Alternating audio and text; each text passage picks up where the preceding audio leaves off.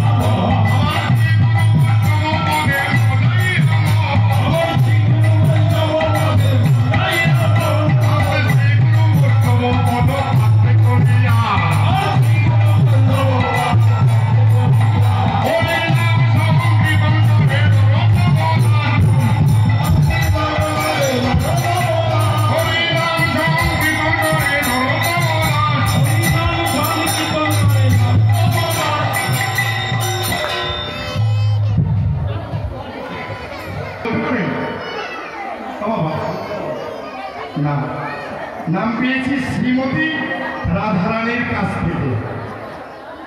আমার গৌর সুন্দর যখন এই নদিয়ায় এসেছিলেন, আসার পূর্বে বৃন্দাবনে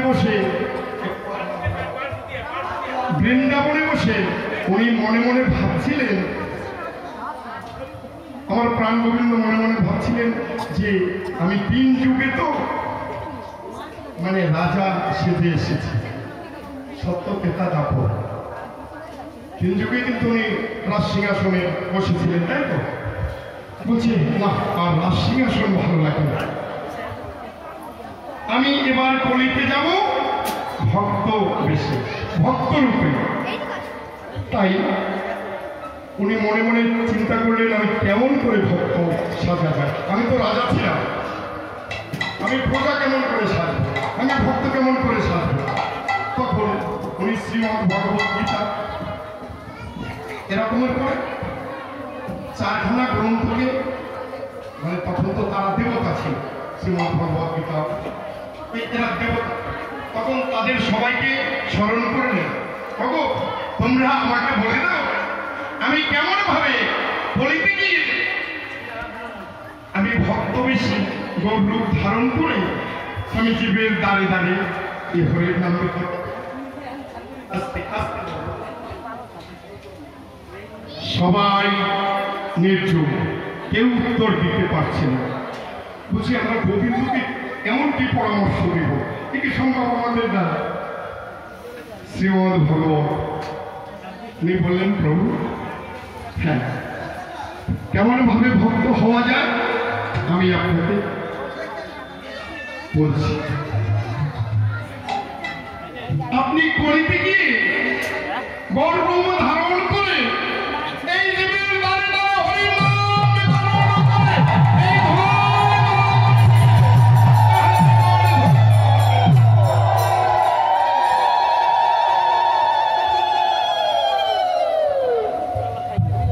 তাই ভুলিবি নে আমার ভক্ত হওয়া যায় না। শ্রীমতী রাধারানী, তাই রাধারানীকে বললেন অনুরাধে দাও দাও তোমার চরণ ধরে, তোমার চরণ ধরে আমি এই কলির দ্বারে দ্বারে হরির নাম বিতরণ করে আমি ভক্ত রূপ বেশে ধারণ করব। তাই রাধারানীর কৃপা ছাড়া কোনো নাম হয় না। এই যে এত সুন্দর অনুষ্ঠান, সত্যি এই বাবারা যান এর জন্য প্রায় 1-2 মাস সময় দিয়েছে, কত কষ্ট করে জীবের দ্বারে দ্বারে গিয়ে ওগো তোমরা আমাকে ভিক্ষা দাও, আমি এই হরির নাম বিতরণ করবো এই জীবের দ্বারে দ্বারে। তাই এখনো এই নববৃন্দাবন সুসজ্জিত হয়েছে, তাই না? তাই শ্রীমতী রাধারানীর কাছ থেকে তাই রাধারানীর জয়ধ্বনি দিয়ে গান সমাপন করব। রাধে রাধে নাম জপা করো, কৃষ্ণ নাম রস পিয়া করো, রাধে